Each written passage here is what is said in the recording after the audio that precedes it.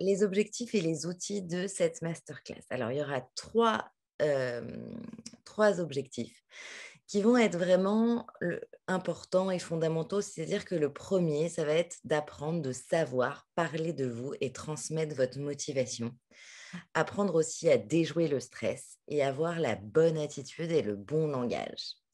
Ça, c'est les 3 objectifs que je me suis fixés et pour ce faire, je vais vous partager 3 outils, les valeurs, les saboteurs et l'impact. Alors, il y a des choses qui peut-être vous parlent, comme les valeurs ou l'impact.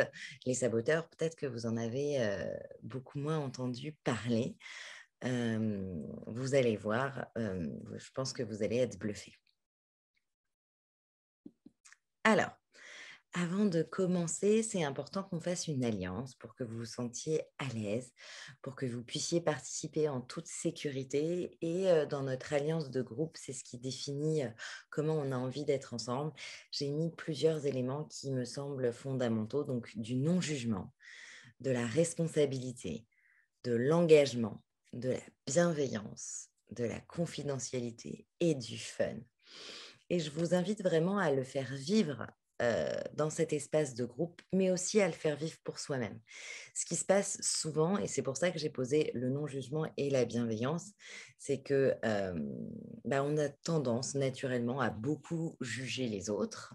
On a été formaté pour ça, on sait très bien le faire et ça implique aussi qu'on se juge beaucoup. Et quand on se juge, c'est souvent pour se dire que, on n'est pas assez bien ou que notre question elle est idiote ou qu'on va passer pour, un idiot, peu importe. En tous les cas, ici, ça n'existe pas, donc vous pouvez poser vraiment toutes les questions qui vous passent par la tête. C'est aussi votre espace. C'est ça que je veux que vous compreniez et c'est l'occasion de pouvoir, voilà, demander les choses peut-être que vous avez jamais trop osé demander. Voilà, vous ne serez pas jugé ici. Ensuite, pour commencer, je vais vous demander votre évaluation personnelle. Et là, je vais vraiment insister pour que vous la partagiez dans le chat, s'il vous plaît. C'est que de 1 à 10, à combien tu évaluerais, je me permets de vous tutoyer individuellement, votre réussite à cet entretien? 1, c'est la note la plus basse, 10, c'est la note la plus haute. À combien tu évalues ta réussite aujourd'hui? J'attends de vous lire dans les commentaires. Ce qui est important quand on s'évalue, donc déjà, c'est de ne pas être dans le jugement. 7/5, merci. C'est de ne pas être dans le jugement et c'est important de savoir d'où on part. Parce que comme ça, on sait quelle est la marge de progression et on va savoir plus facilement quelles sont les étapes ou les choses à mettre en place pour avancer. 6, 8/10, yes, super. Bon, je vois que vous êtes dans la bonne voie et ça, c'est génial. Donc, bravo. Alors, pour me présenter, parce que je ne l'ai pas fait encore, donc je suis coach professionnel certifié. Je suis spécialiste vraiment de la confiance en soi et du leadership. Je suis coach dans les entreprises, je suis coach dans les écoles et aussi pour les particuliers. Et ce que je fais notamment, c'est que j'accompagne des cabinets de recrutement, des professionnels dans leur processus de recrutement. J'accompagne les DRH et je coach aussi des particuliers qui souhaitent voilà, être meilleurs, avoir plus d'aisance, gagner en confiance, avoir un vrai discours sur le leadership ou le management. Je les accompagne dans leur processus de recrutement. Je les coach individuellement dans ces gros process quand ils ont 6, 10 entretiens avec un entretien que sur eux et puis un autre entretien que sur le leadership. Voilà, je suis là pour les accompagner et c'est quelque chose que j'aime beaucoup faire et c'est ce qui fait que je suis là aujourd'hui. Oups, je ne sais pas si vous voyez toujours mon écran. Voilà. Alors, on va poser un peu ces bagages et je vais vous proposer de fermer les yeux, de vous détendre et d'aller imaginer. Et je vous invite à faire cet exercice-là et je vous expliquerai plus tard, on reviendra dessus, en quoi il est fondamental. Mais je vous demande juste d'imaginer que votre entretien, il se passe super bien, que vous n'avez pas peur, que vous n'êtes pas stressé, que vous parlez facilement et que vous le réussissez. Voilà, imagine que tu réussis. Imagine que tu arrives à transmettre ce que tu veux transmettre. Imagine que le jury t'apprécie à ta réelle valeur. Imagine que tu réussis cet entretien. Et vraiment, je vous laisse construire et garder une image mentale, celle qui vous est venue, peu importe laquelle. Si vous n'en avez pas vu, vous pouvez juste la fabriquer. Mais de garder cette image-là un peu comme un souvenir qui est affiché dans votre tête. C'est ça le résultat que vous voulez atteindre. OK? Alors, première partie, savoir se présenter. Savoir se présenter, c'est la base de l'entretien de motivation, comme c'est la base des entretiens ensuite de stage ou d'embauche. C'est un exercice parfois qui est un petit peu difficile quand on ne s'est pas entraîné, quand on n'a pas les bons outils, les bonnes techniques, alors que pourtant, c'est quelque chose d'assez simple puisque vous parlez de vous. Et c'est ça que je veux que vous compreniez dans cette première partie. Je vous ai mis une phrase de Oscar Wilde que j'aime beaucoup qui dit: «Soyez vous-même, les autres sont déjà pris». Parce que c'est ça qu'on vous demande et c'est ça souvent qui n'est pas facile.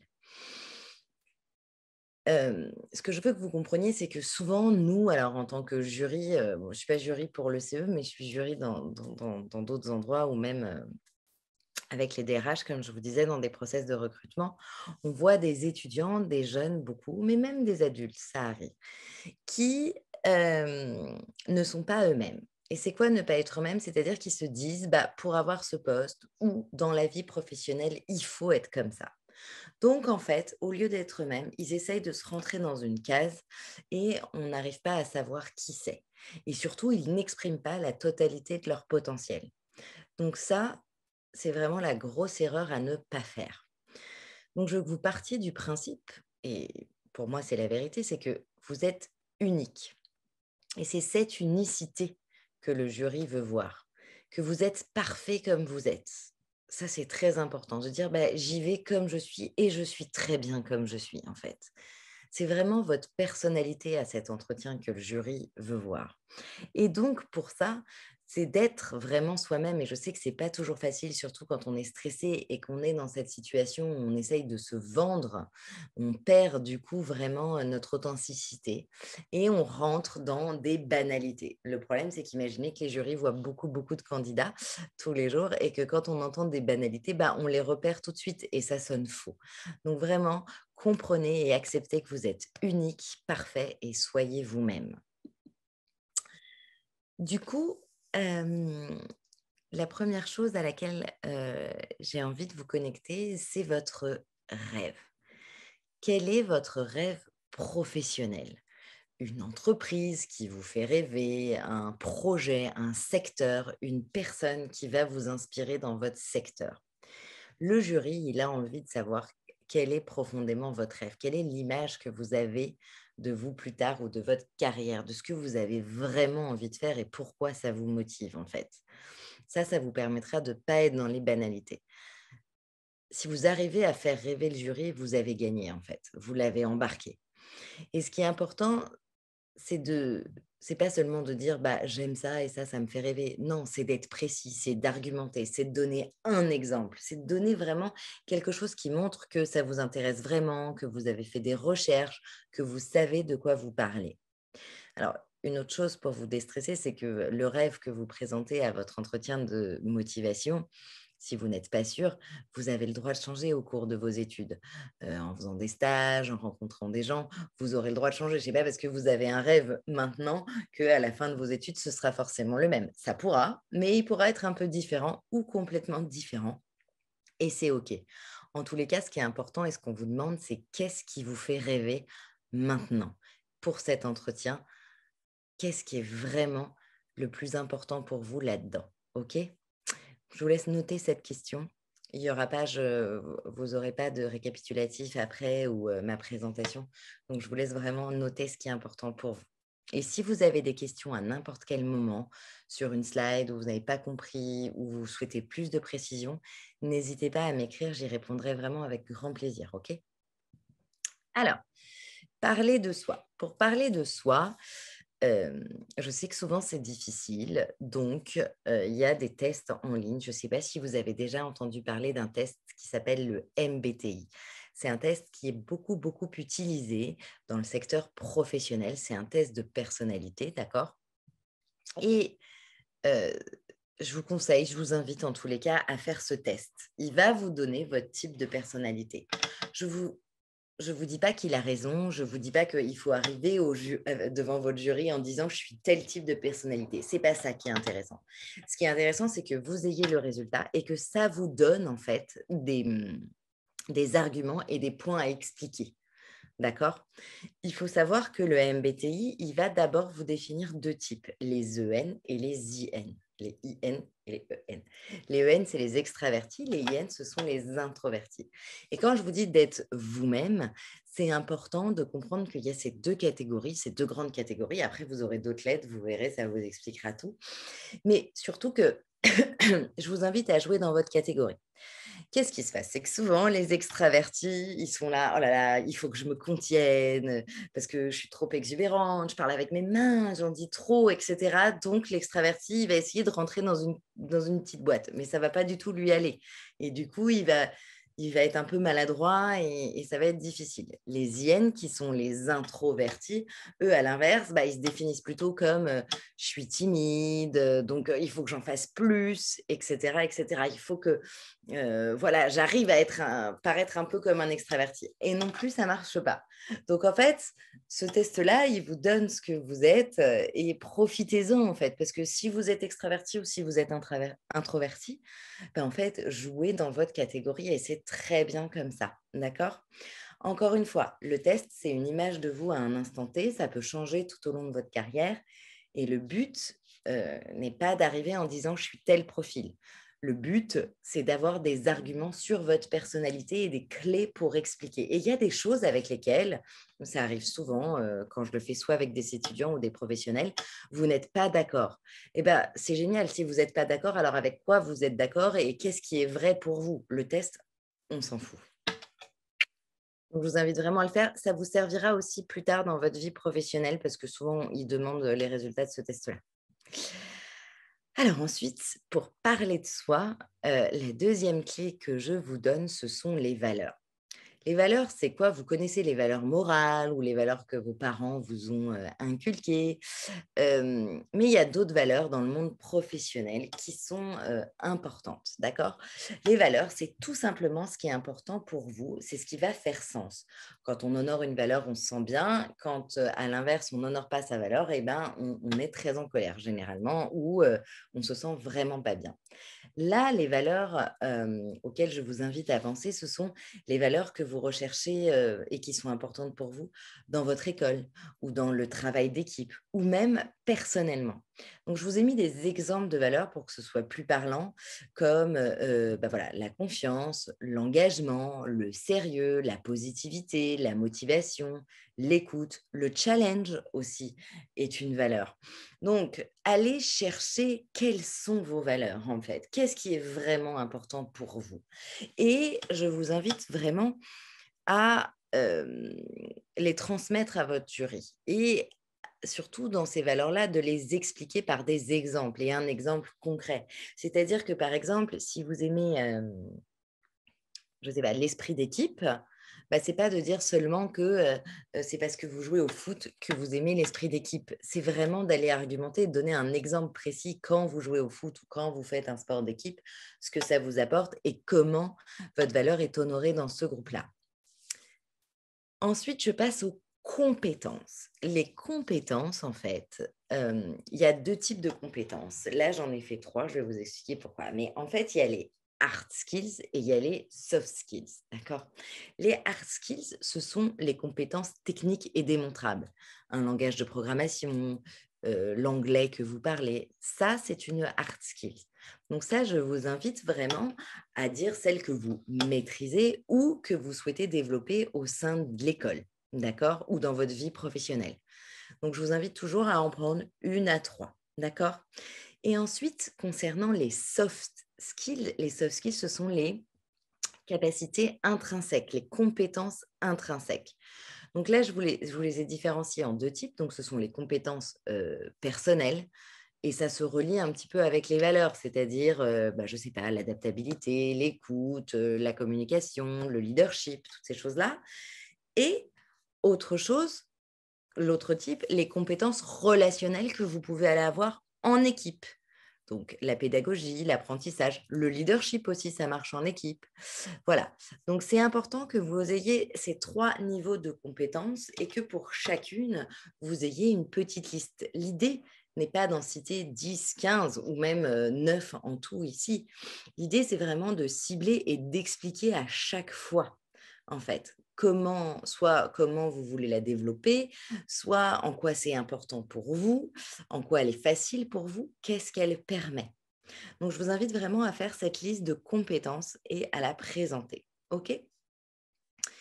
L'exemple, voilà, c'est ce que je dis là, un exemple concret par skills. Et l'exemple doit être vraiment précis et concis. Et n'oubliez pas d'expliquer ce que la compétence vous a permis de réaliser.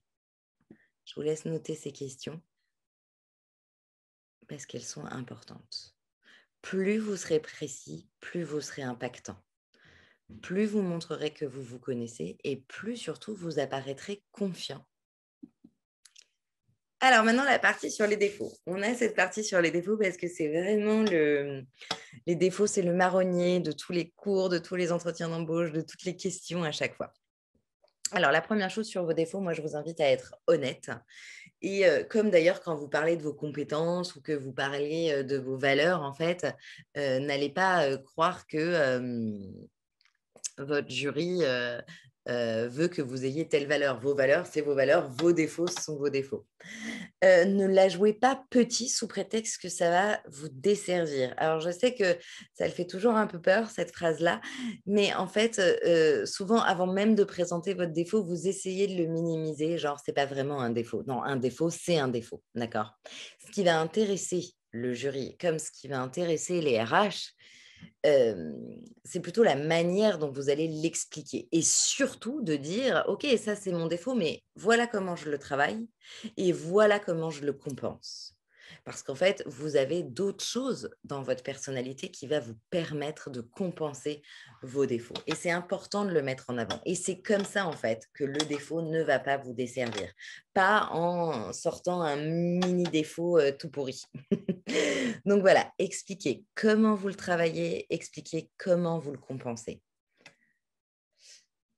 Là, j'ai mis des exemples de défauts parce que voilà, les défauts qu'on entend souvent, c'est: «Je veux toujours bien faire, je parle beaucoup, on me reproche de vouloir toujours tout superviser, j'ai besoin de tout contrôler, je suis impatient, je suis timide, je voudrais être un peu mieux organisé». Voilà, ça, c'est exactement le genre de défauts qui sont pas vraiment des défauts et avec laquelle on la joue petit et c'est pas très bien, en fait. Ce qui est important dans ces défauts-là, ce que je vous invite à faire, c'est qu'il faut vraiment que vous compreniez qu'est-ce qu'il y a derrière, qu'est-ce que ça implique et encore une fois, comment vous le compensez. C'est-à-dire que quand vous dites: «J'ai besoin de tout contrôler», c'est quoi, en fait? C'est la peur de quoi? C'est quoi votre problème de contrôle? C'est, la peur de quoi? Que le travail soit mal fait, que ce soit pas rendu à temps, c'est un problème de confiance dans les autres. En fait, c'est quoi? Le besoin de tout contrôler, en fait, ça va juste être, le résultat et ce résultat-là, c'est pas vraiment, un défaut. Ça peut même être plutôt positif dans certains cas. Donc, hem, voilà. Qu'est-ce qu'il y a derrière? Qu'est-ce que ça implique? Et comment vous le compensez surtout, OK? Si vous avez des questions sur les défauts, n'hésitez pas, c'est souvent la partie où il y a le plus de questions. Votre expérience. Alors, je sais que souvent, vous avez l'impression que vous n'avez rien fait ou pas fait grand-chose, mais c'est important que vous compreniez qu'on le sait déjà hem, jeune et que vous n'êtes pas quelqu'un qui a déjà, fini son école et qui a 4 ans d'années professionnelles, derrière lui, OK? Donc néanmoins, tout ce que vous avez fait, tout compte. Chaque petite chose que vous avez faite est importante. Ça peut être, votre stage, même votre stage de troisième en fait, un job étudiant, un travail d'été, le sport, la vie associative et aussi vos relations, vos travaux de groupe, par exemple. Ce qui est important dans votre expérience, c'est pas tant de décrire, l'expérience, vous pouvez le faire évidemment, c'est bien toujours bien de mettre du contexte. Ce qui est important, c'est d'expliquer ce que vous avez appris Quelles compétences vous avez appris? Qu'est-ce que ça vous a permis de développer? Et vraiment, allez prendre la moindre chose que vous avez faite et mettez-le comme expérience. Ça donnera des exemples et ça donnera du relief et ça donnera en fait, ça donnera de la confiance au jury, OK? En montrant que vous savez argumenter et que vous vous connaissez. Alors, on a fini cette partie, cette première partie sur le fait de savoir, se présenter. Les best practices, s'il y avait que 6 choses à, retenir, ce serait vraiment d'être honnête, d'être soi-même, de pas être dans le jugement. Quand vous vous présentez, si vous vous jugez, si vous n'avez pas confiance en vous, si vous êtes vraiment pas sûr, on le sait, on l'entend, on le voit. C'est vous vous trahissez par une attitude corporelle, par certains mots que vous allez employer. Donc voilà, allez-y à fond. Encore une fois, vous parlez de vous, vous vous connaissez, donc c'est simple. Évitez les banalités. Et un dernier point qui est hyper important que j'explique maintenant, c'est de dire je. Souvent, quand on n'est pas à l'aise, quand on veut mettre de la distance, quand on n'a pas 100% confiance en soi, on va dire quoi? On va employer on.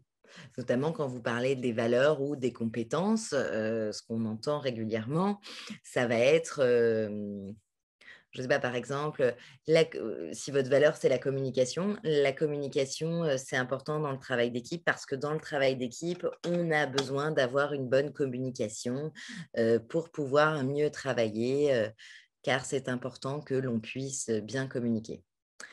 Alors en fait, évitez le «on». Dites toujours «je» parce qu'en fait, l'équipe, elle a besoin de rien du tout et vous savez pas ce dont les autres ont besoin.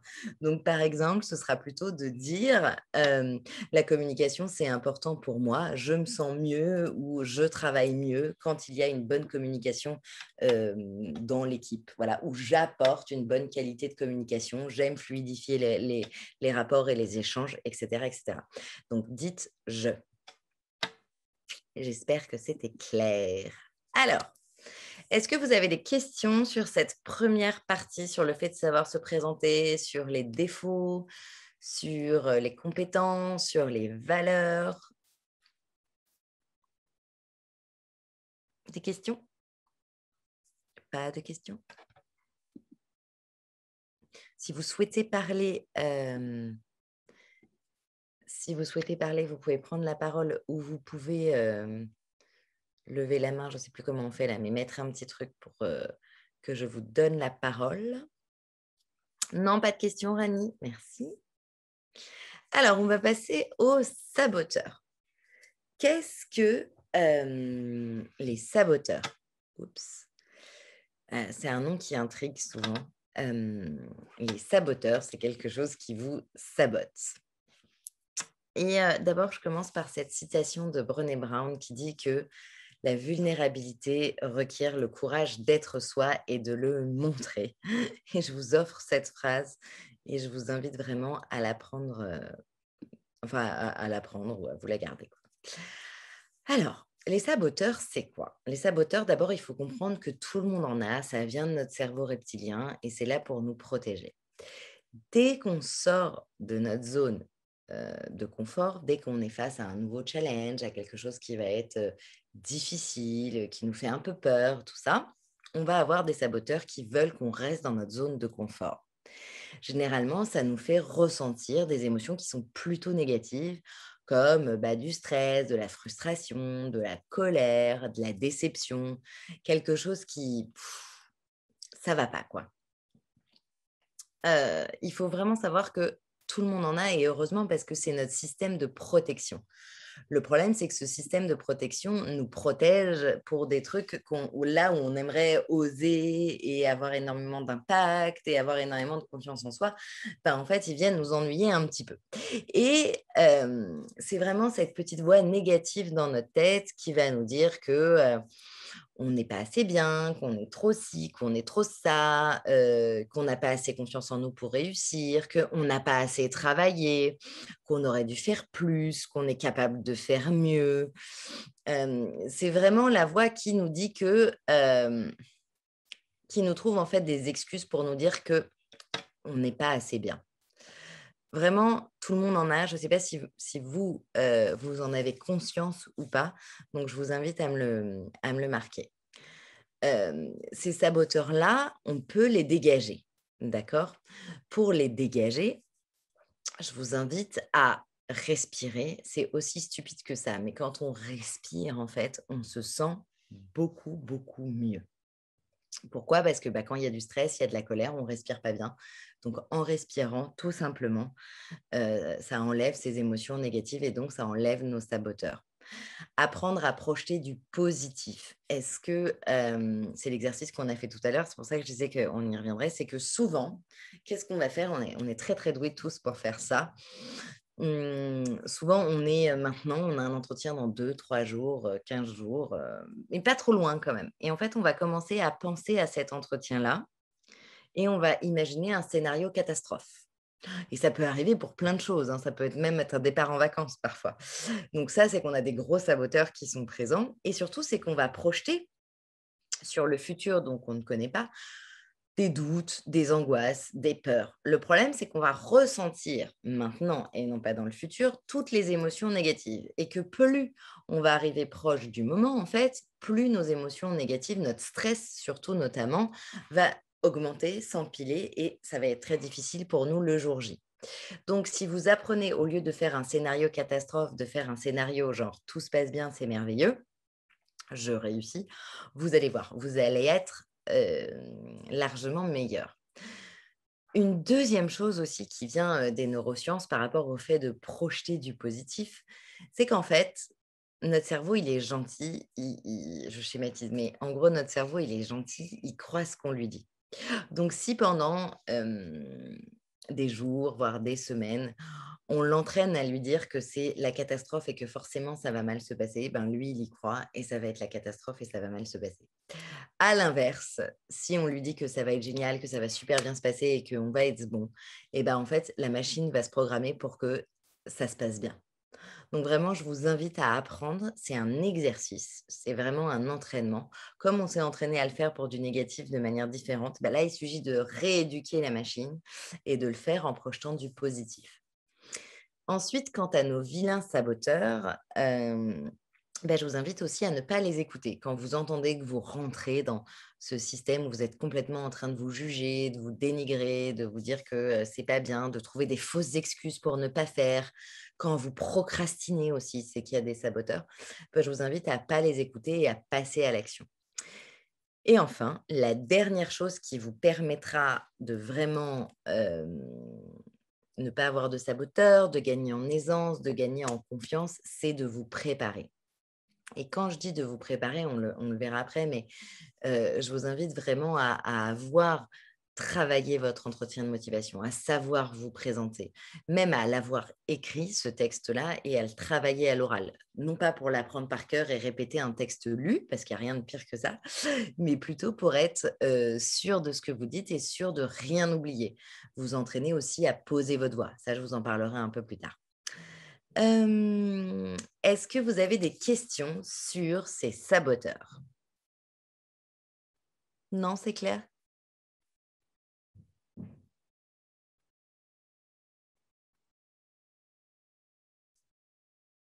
Je passe à la partie 3.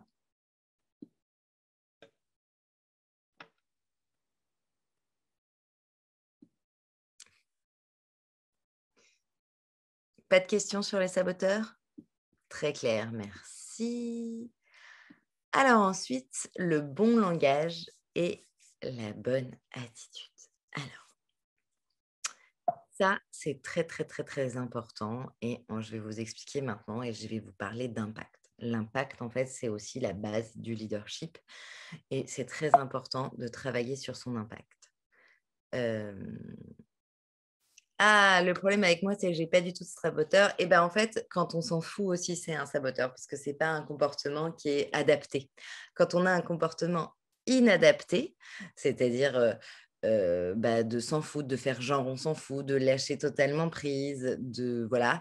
Généralement, c'est qu'il y a un saboteur qui est présent. Ça peut être l'effet inverse. Les saboteurs, juste pour vous expliquer, ils influent sur notre comportement de plusieurs manières. C'est-à-dire qu'ils peuvent nous mettre soit dans le blocage et dans l'agressivité, soit dans l'abstention, donc c'est-à-dire vous n'êtes pas présent, vous êtes muet comme une huître. Non, je ne sais pas si ça se dit, mais vous êtes muet comme, voilà, comme une carpe. Voilà. Et la suradaptation. Donc, vous allez suradapter votre comportement à quelque chose que vous imaginez qu'on attend de vous. En fait, ces 3 comportements-là, qui sont des comportements, on appelle inadaptés, mais en fait, sont des comportements qui vous empêchent d'exprimer la totalité de votre potentiel et qui ne sont pas les comportements que vous devriez avoir pour montrer la merveille que vous êtes. Voilà. Le bon langage et la bonne attitude. Alors, l'impact. En fait, il est important que, à partir de maintenant, que ce soit pour votre oral ou même pour le futur, même pour votre travail en entreprise, c'est de comprendre que vous avez un impact sur votre interlocuteur. Et ici, on va parler du jury, d'accord? Et cet impact, il commence dès le moment où vous allez ouvrir la porte. Vous avez un impact quand vous rentrez dans une pièce. Vous savez, quand on dit « Ah, cette personne-là, quand elle rentre dans la pièce, elle a énormément de charisme. » En fait, ça, c'est l'impact. Et ça se travaille. Donc, c'est quand vous rentrez dans la pièce, quand vous parlez, quand vous souriez. Donc, c'est important que vous preniez conscience de l'impact que vous avez ou que vous voulez avoir. Parce qu'en fait, l'impact peut se changer. C'est-à-dire qu'aujourd'hui, si vous rentrez comme ça dans une pièce, à l'inverse, si vous vous tenez droit, vous souriez, vous êtes souriant, vous avez l'air assuré, vous n'aurez pas le même impact. Alors, du coup, je vous pose à distance, c'est un peu plus difficile. Non, l'impact est différent. Alors, à distance, je vais en parler tout à l'heure, mais l'impact n'est pas complètement différent à partir du moment où on te voit. Donc, tu as aussi un impact dans la manière dont tu vas interagir, dont tu vas regarder la caméra, dont tu vas parler avec tes mains, dont tu vas bouger aussi ton corps. Et je dirais même que c'est souvent aussi traître. On croit que c'est plus facile en distanciel, mais c'est parfois aussi traître qu'en présentiel. Donc, la question que je vous pose, c'est quel est l'impact que vous voulez avoir? Que voulez-vous que le jury pense de vous?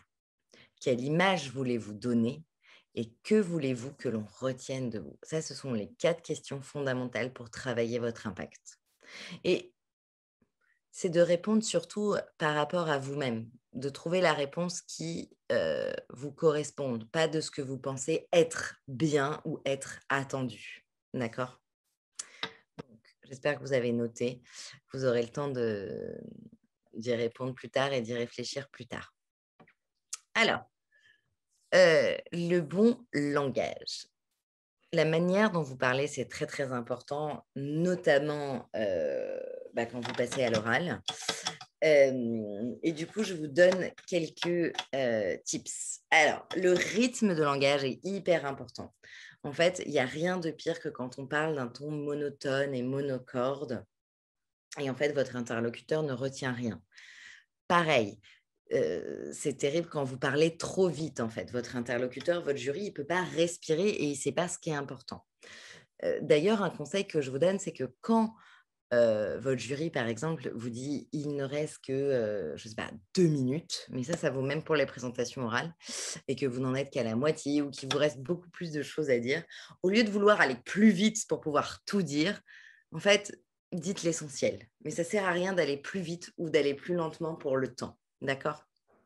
Trouvez votre rythme. Et en fait, le bon rythme, ça peut être un rythme légèrement rapide, ça peut être un rythme légèrement lent, on est bien d'accord. Mais c'est un rythme, en tous les cas, où il y a des points, où il y a des pauses, où il y a des respirations. OK? Une manière de parler où le discours est articulé. Ensuite, le niveau de langage. C'est important que vous ayez le bon niveau de langage, donc un niveau de langage approprié, en essayant de gommer des mots qui pourraient être trop familiers et qui sortent naturellement, on est bien d'accord. Ensuite, les tics. Souvent, on a tous énormément de tics de langage quand on est un peu déstabilisé ou quand, voilà quoi, voilà. Moi, souvent, j'avais des tics, sur mes conclusions. Voilà, dès que je devais conclure, j'avais des tics sur les fins de phrase. Ce que je vous conseille, c'est vraiment de vous enregistrer. Vous enregistrez votre présentation, juste votre présentation rapide, et vous vous écoutez. Et là, vous allez vraiment profondément entendre vos tics de langage. Et le truc, c'est que c'est beaucoup plus puissant quand on le fait comme ça que quand on le fait devant nos parents ou devant des amis ou devant des proches. Parce que d'abord, c'est quelqu'un d'autre qui nous le dit, donc on l'a pas entendu. Alors que là, vous allez vraiment les entendre et vous allez vous rendre compte que faut vraiment les gommer. Faites des pauses, ça c'est super important. Quand vous faites des pauses, en fait, votre jury peut respirer et il a besoin de respirer, le jury. OK?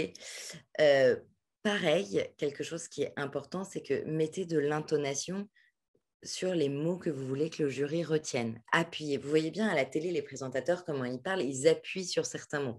Alors, bon, c'est une technique qu'ils maîtrisent et qu'ils ont beaucoup travaillé. Mais je vous invite à le faire sur quelques mots clés et en tous les cas, de vous entraîner avant. OK? Encore une fois, là, je le redis ici, mais dites je le plus possible. C'est hyper important. Et quand vous parlez de vos valeurs ou de vos défauts, ou c'est encore plus important de dire je et de gommer tous les mots inutiles. Les mots inutiles, c'est je suis un peu, je suis assez, je pense que peut-être. En fait, c'est je suis. Il n'y a pas besoin de rajouter ces petits mots qui vont impliquer du jugement, qui vont impliquer une échelle de valeur, mais que personne connaît dans la pièce. Donc, allez-y direct. Ensuite, la bonne attitude. Alors, la bonne attitude, c'est déjà d'être habillé correctement. C'est pour ça que j'ai mis pomponnez-vous, que ce soit en présentiel ou à distance. Je sais qu'il y a beaucoup d'entretiens à distance. Bon, à distance, ce qui est cool, c'est que vous avez à être beau de là. Alors que, bon, présentiel, il faut que vous habiller tout en entier. Mais c'est important d'avoir une tenue propre à un entretien, en fait. D'accord? C'est important également de se tenir droit. Euh, Quand vous avez des entretiens à distance, bloquez votre chaise parce que souvent, on voit beaucoup d'étudiants qui sont chez eux avec des chaises qui tournent. Et en fait, du coup, c'est vrai qu'on ne va pas sentir quand vous bougez vos jambes ou quand voilà, on va moins le voir qu'en présentiel, mais on le voit énormément aussi. Donc, c'est très, très important de voilà, vous mettre sur une chaise stable si vous ne pouvez pas la bloquer et de gérer vos mains. Alors, quand vous êtes en présentiel, ok, souvent, on ne sait pas quoi faire de ses mains. Ça ne sert à rien de les cacher, ça ne sert à rien de les poser sur la table. Vous pouvez parler un petit peu avec, pas trop, mais un peu. Et vous pouvez les bouger d'endroit tout simplement. Et alors, ceux qui passent en distanciel, ils ont de la chance puisque on ne les voit pas. Mais cadrez-vous correctement. Ça, c'est très important aussi. Établissez le contact, regardez les gens dans les yeux. Regardez votre jury dans les yeux. Quand vous êtes en présentiel, voilà, c'est juste des gens qui sont en face de vous, donc c'est important de le faire. Quand vous êtes en distanciel, c'est souvent ce qui manque énormément. Donc, je vous invite vraiment à regarder la caméra pour établir le contact. Vous n'êtes pas obligé de le faire tout le temps, parce que parfois, ce n'est pas forcément naturel. Mais en tous les cas, je vous invite à le faire le plus possible parce que votre interlocuteur aura l'impression que vous le regardez dans les yeux. Et ça change tout. Pareil, souriez, souriez, souriez. Je sais que ce n'est pas grand-chose, on n'y pense pas forcément, mais c'est beaucoup plus agréable de voir quelqu'un qui sourit et ça donne une image de quelqu'un qui est à l'aise. OK ?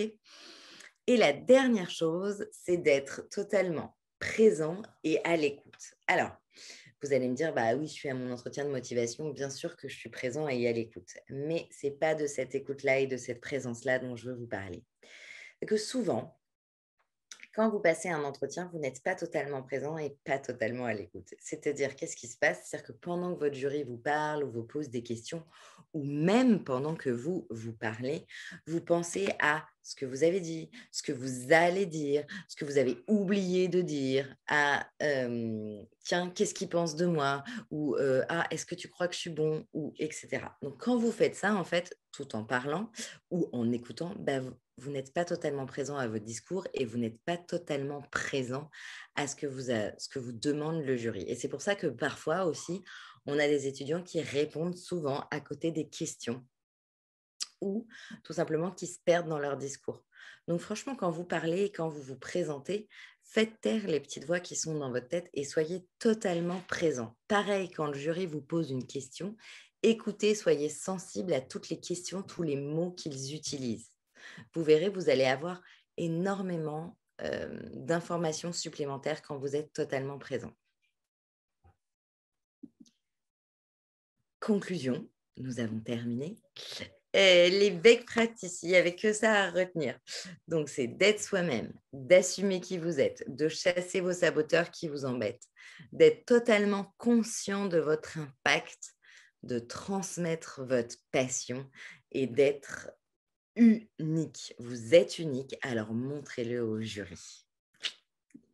J'ai fini. Est-ce que vous avez des questions maintenant? On a une session de questions-réponses pendant quelques minutes. Donc, je vous laisse écrire vos questions ou vous pouvez prendre la parole, c'est comme vous voulez.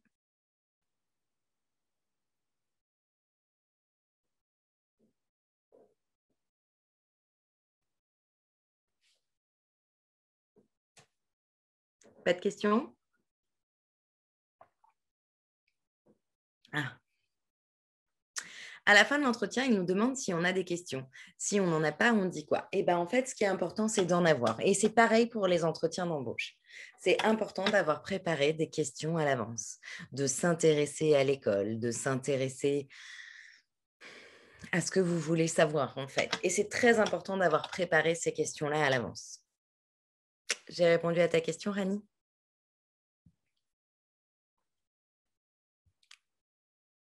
Je t'en prie.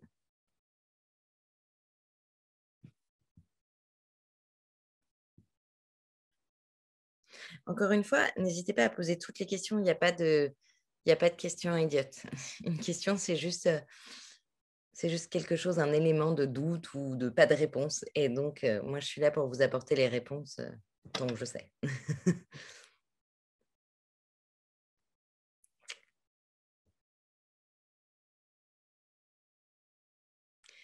Et si nos questions ont finalement été répondues pendant l'entretien, on le dit clairement, oui. Oui.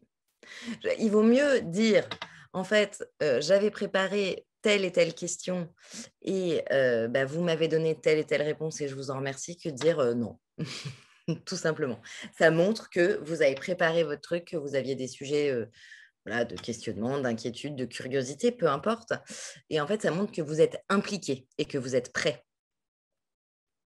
Donc vraiment, je t'invite à le formuler.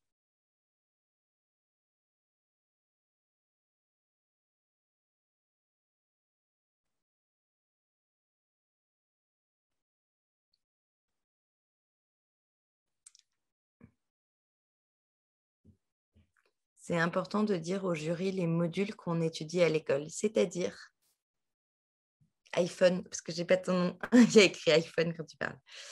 C'est quoi les modules? Je ne comprends pas ta question. Est-ce que tu peux préciser? Dans quel sens?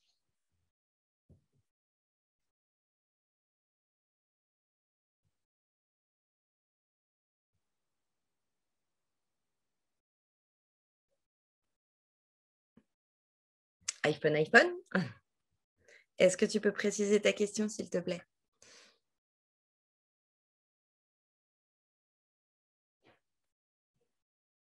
Alors, par exemple, dire, je fais oui, en fait, si ça a du sens et que tu l'argumentes et que tu expliques en quoi c'est cohérent, du coup, oui, dis-le, tu vois? Si c'est une passion, si ça a une cohérence avec ton diplôme ou avec ton parcours ou ce que tu veux faire plus tard, en fait. Bien sûr. Vous savez, c'est comme quand on parle, c'est comme quand on parle de nos passions, vous voyez? Le but d'un recruteur ou d'un RH, c'est pas de savoir que, vous faites du cheval, que vous aimez le foot et que vous aimez bien faire à manger. OK. Enfin, je veux dire, la majorité des gens ont un sport, un truc intellectuel et puis un truc un peu plus manuel, d'accord? Ce qui est important, par contre, ce qu'ils aiment bien les recruteurs, c'est d'expliquer qu'est-ce que ça vous a apporté, qu'est-ce que ça vous permet. Ça peut être votre exutoire de stress, ça peut vous connecter à la nature, peu importe, mais en fait, ils aiment bien que vous leur expliquiez. Parler technique à un RH, c'est inutile? Non. Alors en fait, ça dépend parce que d'abord, il y a des RH qui sont très calés en technique et j'en connais. Voilà. Après, c'est pas forcément de parler technique pure, en fait. Mais tu peux avoir des questions d'un RH de technique pure aussi, parce que certains RH sont très, très qualifiés. Effectivement, c'est pas le but du RH. Le but du RH, ça va plutôt être de voir ta personnalité. Ce qui est important, ce qui est très, très important, c'est vraiment de te sentir libre de parler de ce que tu veux. D'accord? Donc, si ça a du sens pour toi, eh ben, tu le dis. Et puis, s'il ne comprend pas, eh ben, tu expliqueras. J'ai répondu à ta question, Rani? Yes. Est-ce qu'il y a d'autres questions?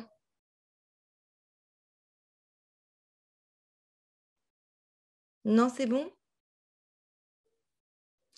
Ok, super. Bah, écoutez, je vous souhaite une très, très belle soirée. Je vous remercie du temps que vous m'avez accordé. Je vous souhaite bonne chance, bonne chance, bonne chance pour vos entretiens. Et je vous souhaite une très, très belle soirée. Au revoir tout le monde.